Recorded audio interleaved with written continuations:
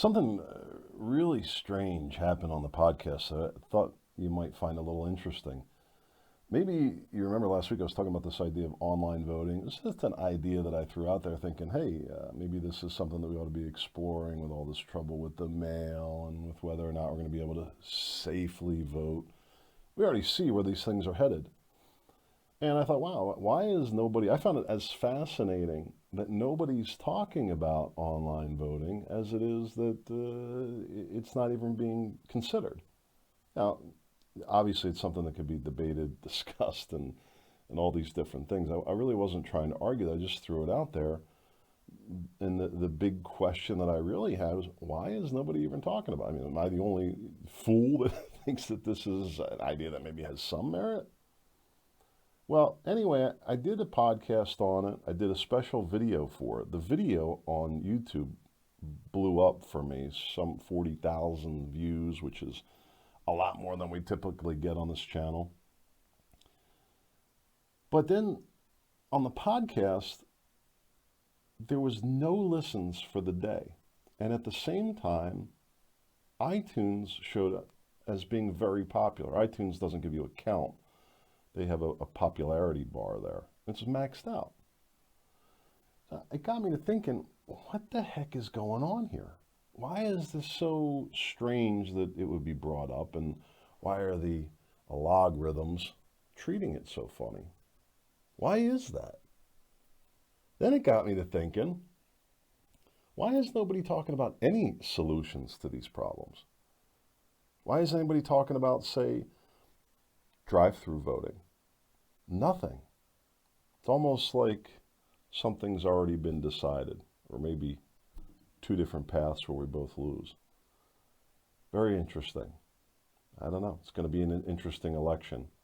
By the way, one of the most visited page on the ChristopherScottShow.com website right now, Tipping Point 2020. That's a series that I did a couple of weeks ago. Talked every day for a week about the coming election and the problems and how it could potentially push this country into a whole different territory than we see right now. Online voting, like, I'm not going to sit here and say that I even know enough about it to really push the idea. I don't know if it's a good idea or not. I think it has some merit. I think it's worth discussing. By the way, I don't want to go down this whole path, but it's not really the reason why I'm making this video. But I didn't say that everybody would have to vote online. I said that it would be available to people who could pass a appropriate test to verify who they are and that it is in fact them that's voting. I understand that there's problems with that. There's problems with mail-in voting. There's problems with in-person voting, especially when you don't verify who it is that's there, right? You don't verify ID at the ballot, then you're getting in-person fraud. They call it the vote mining or something like that. They go around, bust people around, bring them out to the polls, all these different crazy stories that you hear. So it's all subject to some level of manipulation. Does doing it online exaggerate that? Now, something else that was brought up was that the idea that it's no longer anonymous who you're voting for.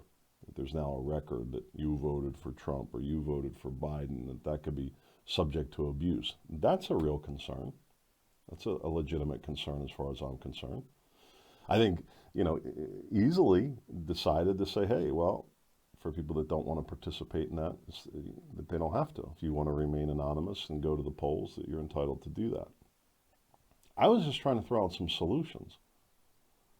I mean, at the end of the day, if we don't have a fair and proper election, what's left at that point? And neither of the parties is offering or even discussing any solutions. Democrats are saying, oh, mail-in voting, and everybody vote by mail. But there's big problems with that. So people just don't want to vote by mail. They're going to want to vote in person. What are some real solutions? Why wouldn't drive-in voting areas for people that feel that they're at risk or unsafe or something like that?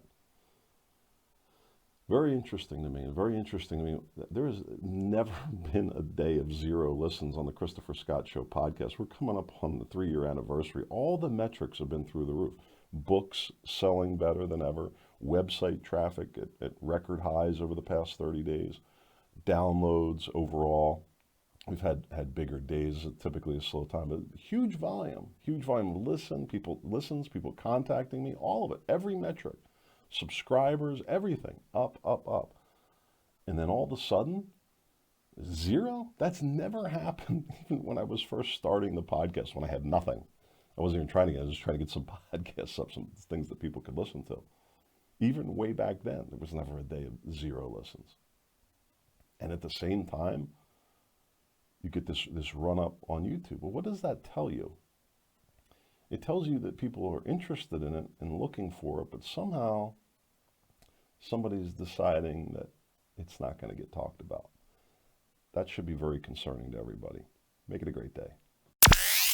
Warning, this podcast includes unapologetic logic and reason and may not be suitable for all audiences. In a world full of nonsense, he's been called the voice of uncommon common sense. He sees the abnormal that many find normal. Author and award-winning speaker, he is Chris